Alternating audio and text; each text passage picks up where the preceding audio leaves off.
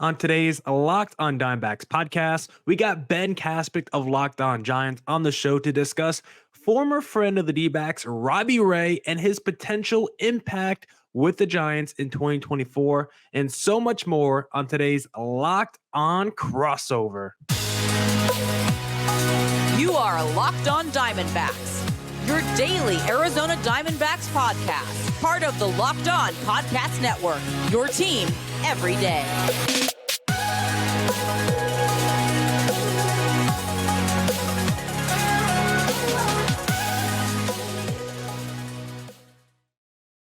Welcome into the Locked On Diamondbacks podcast, part of the Locked On Podcast Network, your team every day. Listening to who? Always charismatic host of this podcast, Miller Thomas, a multimedia journalist and a graphic designer. So please go check out my website, millerthomas24.myportfolio.com. On there you can see all my latest work, from my packages to my articles to my photos and my graphic design. If you want to see more content by me, just follow me on Twitter at CreatorThomas24 for my personal account, or look up Locked On Diamondbacks, both Twitter, Instagram for the podcast handle. And of course, thank you for making Locked On Diamondbacks your first listen every day. I would not be able to do this podcast without you, my loyal listeners, sharing, subscribing, reviewing, doing all that so I could do this podcast for you. Thank you. It's free and available on all platforms. So please continue to tell your friends. And one of those platforms is YouTube. So please hit subscribe to Locked On Diamondbacks on YouTube. And now let's jump into the podcast with Ben Caspick of Locked On Giants, discussing the Giants offseason and what has gone wrong, what has gone right for them this year, the Robbie Ray trade, and so much more on today's crossover. All right, now we are joined by Ben Caspick of Locked On Giants for a little crossover. Ben, it's been a minute since we've talked. I don't think I ever came through on my side of the bet to make the graphic that you were supposed to, put on your Twitter, but that's on me. But at least we got it on the record before the season. We made the bet, D-backs versus Giants, who we're going to finish high on the standings. Thankfully, I won that bet. Maybe at the start of the season, I will send that graphic over. We'll see. But the Giants now, they acquired a former friend of the D-backs recently. A little move happened last week. Mitch Haniger and Anthony DeSclafani to the Mariners for Robbie Ray. I want to get your reaction to that deal because it's been a little bit of a slow offseason for the Giants. Robbie Ray coming off the Tommy John, missed all of last season. What is your reaction to that trade, and what's your expectation level for Robbie Ray right now? My reaction is that it's a really complicated trade because, for so many different reasons. There's the financial aspect of it for both teams for different reasons. Like for the Mariners, they are shedding the commitment to Robbie Ray that they had for 2025 and 2026. In 2024, it's a cash neutral deal. Each team basically spending $29 million. The Giants kicking in $6 million to make it neutral. But then in 2025, Haniger, both Haniger and Robbie Ray have these opt-outs after 2024. And so that could totally change the calculus. But I'm going to assume both opt in because Haniger's coming off a really bad season in San Francisco. And Robbie Ray is coming off Tommy John surgery, and we don't know exactly when he's going to come back. And sometimes there's a little bit of rust when you do come back. And so if they both opt in, then it becomes like Ray owed like 23 million, Haniger owed like 15.5.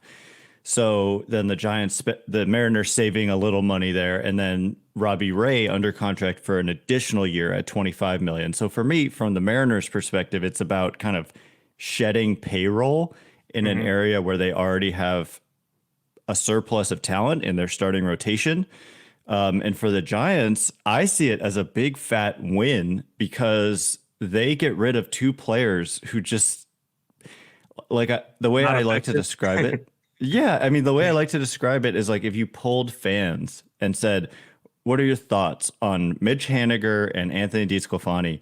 You'd get two big thumbs down. Like that's how people feel about these two players. DeSclafani was good in 2021 when the Giants won 107, but they signed him to a 3-year deal. This upcoming year is that third year. The last 2 years have been bad. Injury plagued and bad.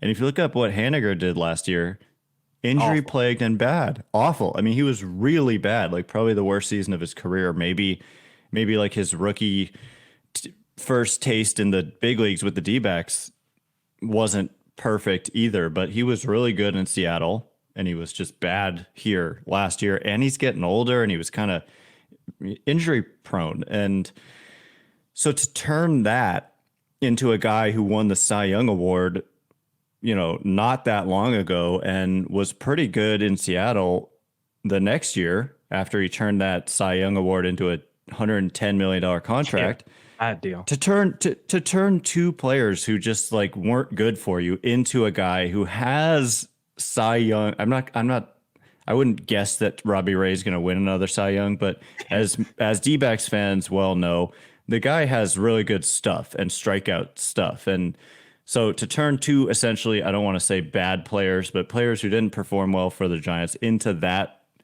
into a pitcher who has a lot of upside, I think there's no other way for me to look at it than a win. But I also won't sit here and say like, okay, that's a wrap. The Giants are done. Like they're done adding that puts a bow on their offseason, because it doesn't. Because I mean, this year he's going to miss a lot of time, and like I said, there can be some rust coming back from Tommy John. So it's more of a long-term play, although he does have the opt-out, but so does Haniger. So it's complicated, but I like it for the Giants. Yeah, there's definitely some risk involved, but there's a lot of reward to be had too with Robbie Ray, because if you poll D-backs fans how they feel about Robbie Ray, I think the word would be polarizing, because when he came onto the scene in Arizona, like he was an all-star back in 2017, and the next couple of years after that, like I was pulling my hair out. The first year after his all-star, like it started the decline, but he still was good that year. But the 2 years after that, like it was so frustrating to watch him, because when we talk about the three true outcome pitchers, like Robbie Ray was the definition of that. Like if you go look at his stats his last year with the D-backs, it's like 12 strikeouts per 9, 8 walks per 9, and then like 3 home runs per 9. Like that's all he did was strikeouts, walks, and home runs. And so it was so frustrating to watch him every single day, because like you said, he has elite stuff. He can strike out people, but the issue was he was never going deep into ball games, gave up a lot of hard contact, walked a ton of people. But then he goes over to Toronto, and then he has like this resurgent season. Like I was looking back at the stats before he jumped on this podcast, and it was like he led the league in ERA, he led the league in innings pitched, he led the league in strikeouts, he led the league in WHIP. It's like, yeah, he should have been unanimous Cy Young Award winner that season. So it's like, yeah, for Robbie Ray, there's a lot of risk, there's a lot of reward. He's a polarizing guy, but like you said, to give up Mitch Haniger, who at the time I liked the signing for the Giants, because I thought he did have some upside, because he did have a monster season in terms of home run with the Mariners not too long ago. But he was really bad last year for you guys. Del Scafani's like a back end rotation starter. So Logan Webb has been that dude for the San Francisco Giants the last couple seasons. He's been elite. He's been a Cy Young top 10 guy the last couple years. So now to pair Robbie Ray with him, where Robbie Ray doesn't have to be the number one. He can slide into that number 2 role behind Logan Webb. Like, how do you like the rotation as it currently stands with the Logan Webb, with the Robbie Ray? Of course, there is some risk coming off Tommy John. How will he look? So how do you feel about the rotation strength right now? Like, what other moves are coming from the pitching standpoint? Because I know the Giants still probably have a lot of work to do this offseason, huh? Do you feel like you're anywhere near satisfied with what the Giants have done so far? Ben Caspick will answer that question in just a second. But first, I want to talk to you guys about Jace Medical, because I know we come to sports to escape from some of the crazy realities of real life. But can we just talk for just a minute about preparing for real life? According to the FDA, pharmacies are running out of antibiotics like amoxicillin right in the middle of the worst flu season in over a decade. This is scary. I can't imagine a more helpless feeling than if my significant other got sick while a supply chain issue kept them from a life-saving medication they needed. Thankfully, we'll be okay because of Jace Medical. The Jace case is a pack of 5 different antibiotics to treat a long list of bacterial illnesses, including UTIs, respiratory infections, sinuses, skin infections, among others. This stuff can happen to any of us. So visit jacemedical.com and complete your physician encounter. It will be reviewed by a board-certified physician, and your medications will be dispensed by a licensed pharmacy at just a fraction of the regular cost. It's never been more important to be prepared than today. Go to JaceMedical.com and use offer code Locked On to get $20 off your order. Well, I like the Ray acquisition for later on.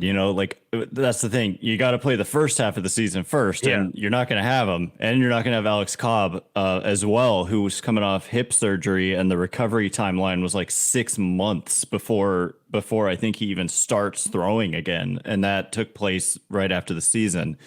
And so you're basically looking at Logan Webb and then a bunch of. You've got Ross Stripling coming back, but otherwise you're talking young, unproven guys like Kyle Harrison, Keaton Wynn, Tristan Beck, probably a lot of names that D-backs fans aren't even familiar with. Kyle Harrison, a top prospect, but like Keaton Wynn, Tristan Beck, those aren't household names. But they do have some potential, and the Giants have actually pretty, like, if you were to say what's the strength of their farm system right now, it's probably young pitching coming quick. But at the end of the day, like Robbie Ray, Logan Webb, Robbie Ray, Alex Cobb, like that top three, if you were to fast forward to the second half of the season, I think it's pretty good. But I'm still of the mind that they need to make, like, I want to see them, basically, to be perfectly clear, I want to see them go out and get Blake Snell. I want to see them go out and get Blake Snell. They tried to sign Shohei Ohtani. They offered him the same contract that the Dodgers did, and we'll talk about the Dodgers later. They tried to sign Yoshinobu Yamamoto. They desperately wanted these two players. Last year, they tried to sign Aaron Judge, $360 million. They did have an agreement with Carlos Correa, $350 million. So they've got the money to spend. They just haven't been able to find the players to kind of take their money. Now, this offseason, I think you feel good about not giving Correa that money probably right now too, huh? You probably are happy that that injury came up in the physical. Yeah, I mean, he definitely had a down season, and committing 13 years to a guy, if he's got something alarming on a physical, like it takes restraint to kind of back out of that, and time will tell, how that plays out over the next 13 years or 12 now. But basically their rotation is not good enough right now, I think, or it's too unproven for a team that has designs on contending, because this is not, the Kansas City Royals or the Pittsburgh Pirates over here. This is the San Francisco Giants. There's an expectation of winning, and they've made the playoffs one time since they're, in 2021, and before that, 2016. And so two times in coming almost a decade, basically, and that's just not good enough. And two straight frustrating seasons where it wasn't just like, the Reds had kind of a, like, if you look at their record, it was kind of like mediocre, like close to 500, but they were an exciting young team. The D-backs were kind of close to 500, but they were an exciting young team. The Giants were around 500, and they were exactly 500 2 years ago, but they were not an exciting team. They have been boring and bland and uninspiring, and people are frustrated and people are losing interest. And so you can't just roll into the season with Logan Webb and then a bunch of unknowns, and then, hey, let's wait until the second half when Robbie Ray and Alex Cobb come back and maybe return to form. So that's why I say go get the reigning Cy Young winner in the National League, who played for Bob Melvin, who's now the manager of the Giants. So there's still some good pitchers out there, but not that many anymore. Blake Snell, Jordan Montgomery, and then you kind of fall off a bit, I think, when you go Marcus Stroman, and then you kind of fall off some more to the whoever's next. There is a trade market as well. Little Cease, Burns, there's guys, but so what do you think it is then, Ben? Why do you think the Giants have had such trouble signing these big time free agents? Because like you said, if they are in the mix and are willing to spend the exorbitant money like the other big market teams, why do you think these free agents are not signing with the Giants? Because my kind of working theory right now is just maybe like the homegrown talent hasn't been there for the Giants. And so it's like for a free agent, they're saying I have to go in there and I have to do everything for the Giants because they don't have that core already. Like, I love Logan Webb. He's a foundational piece, but like after him, like who is the second best homegrown guy right now that you can trust on for production? Is it Yastrzemski? Is it Doval? Like, I don't know who's the second go-to guy that the Giants have produced that they could rely on going into next season. You will hear Ben Caspick answer that question in just a second. But first, I want to tell you that if you think the D-backs are going to win the World Series in 2024, then why not place a little futures bet on FanDuel Sportsbook, because the NFL regular season is wrapping up, but there's still time to get in on the action with, of course, FanDuel, America's #1 sportsbook. Right now, new customers get $150 in bonus bets guaranteed when you place just a $5 bet. That's $150 in bonus bets, win or lose. The app is so easy to use, and there's so many different ways to bet, like live same game parlays, find bets in the new Explore tab, make a parlay in the Parlay Hub. My favorite thing to do, same game parlay. Whenever the Lakers are playing against a mediocre team, I take AD over in points, AD over in rebounds, and the Lakers money line. Now, listen, that third leg of the parlay hasn't been hitting as much as I want to this season, but when it does hit, I love seeing that money enter my bank account. And if you want to see money entering your bank account, visit FanDuel.com/lockedon and make your first bet a layup. FanDuel, official partner of the NFL.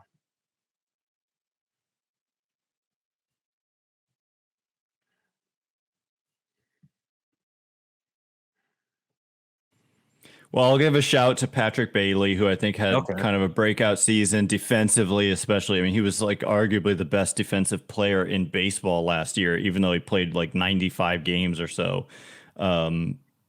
Tyro Estrada, there's some guys, but your point is well taken. Like, there's not they don't have, a Corbin Carroll, right? They don't have that kind of player on their team. But to answer your question, I think it's like circumstantial to each guy. Like for Aaron Judge, there was the pull of being a Yankee for life and being the captain of the New York Yankees and being on one team and having it be the most iconic franchise in sports and not leaving that. And for Correa, they did have a deal with him, and he did agree to come here, and it fell apart due to kind of freak circumstances. And with Ohtani, I think when you're competing with the Dodgers, it's hard because the Dodgers, there's like nothing really you can, if you're a free agent and you're getting offered like similar money from the Dodgers and from pretty much anybody else. Yeah, it's like tough. You're gonna lose unless they have, for whatever reason, a desire to not go to the Dodgers or to come to you. And so I think the Dodgers really, really, really were set on getting Ohtani and Yamamoto, and they did. And it's it's hard to compete with that. And I think they really dropped the ball actually in some other off seasons. Like they had Kevin Gausman, who's continued to be a stud, and they had him and they didn't extend him, when he reached free agency. You could, on the flip side of that, they had Carlos Rodon, and that contract hasn't worked out so well so far, 1 year in.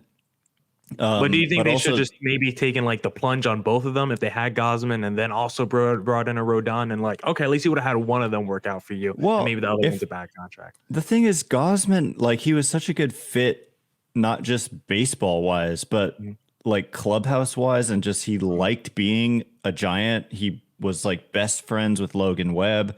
He was a good guy. Like he was just such a fit and like a fan favorite. And the contract he ended up getting looks super reasonable. 5 years, 110. Like it just looks so reasonable compared to some of the stud. He's been elite, and he's just continued right. And if you could have, if you wouldn't have had to sign Rodon, like if you had just made that move, you'd be like, well, we've got Webb and we've got Gausman locked up, and then you could kind of allocate your money to some position players. And I think they dropped the ball with like Marcus Semien, Corey Seager, and just a lot of guys kind of after 2021 when they won 107 games, and they kind of just brought it back instead of They didn't bring back Gosman, like I said, but there was some really talented position players, and they didn't get any of them. And Buster Posey retired, and so it was like, hurt. yeah, and so that's kind of where it all started. But it's been circumstantial. They did get Jung-Hoo Lee this offseason. Yes, I forgot about that. 113 million plus a $19 does that million make you a posting little fee. Yeah, does that make you a little nervous? Because that was like the most expensive ever for like a foreign player, right? Like that's a risky, like there's some high reward players in Robbie Ray and Jung-Ho Lee, but that's some risk involved too when you acquire those two guys and the amount of money that they're owed.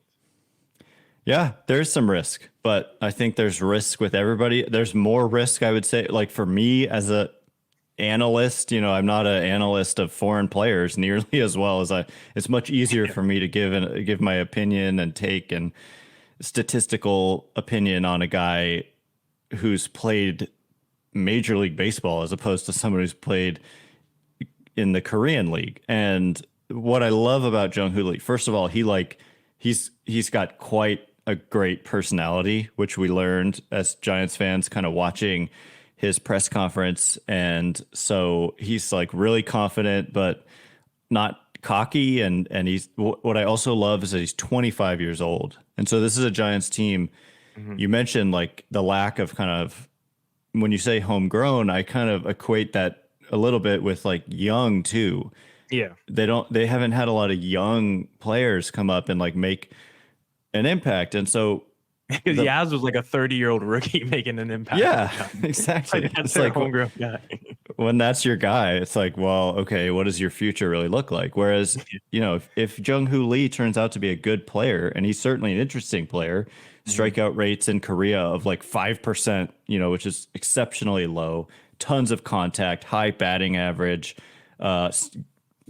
We've heard varying reports, but from what I've heard, the Giants are expecting is good defense at a premium position in center field. With that youth and athleticism on his side, a good arm as well. So yeah, there's definitely risk, but I think the Giants are in a position where they can't afford to be risk averse anymore. That's what they have been. That's why they didn't bring back Gosman. It's aversion to risk. It wasn't like aversion to spending, I don't think, so much as aversion to risk. And so I don't know, if you look at like some projections, like Steamer on Fangraphs, Jung-Hoo Lee's got some pretty darn good projections, actually like third best behind Ohtani and Aaron Nola for all free agents this including Yamamoto. Wow. So I don't know that I totally buy that, but it's at least not a bad sign, So of course, who knows how it's going to pan out, but I'd rather they did it than they didn't do it. That's it for this edition of the Locked On Diamondbacks podcast. Come back next week for more Diamondbacks news coverage and insight. We'll have part 2 with Ben Kaspick of Locked On Giants discussing if the Dodgers spending habit has been a problem for baseball this offseason and whether the sport should do anything about it. So be on the lookout for that podcast. As always, stay safe, stay healthy. Doses.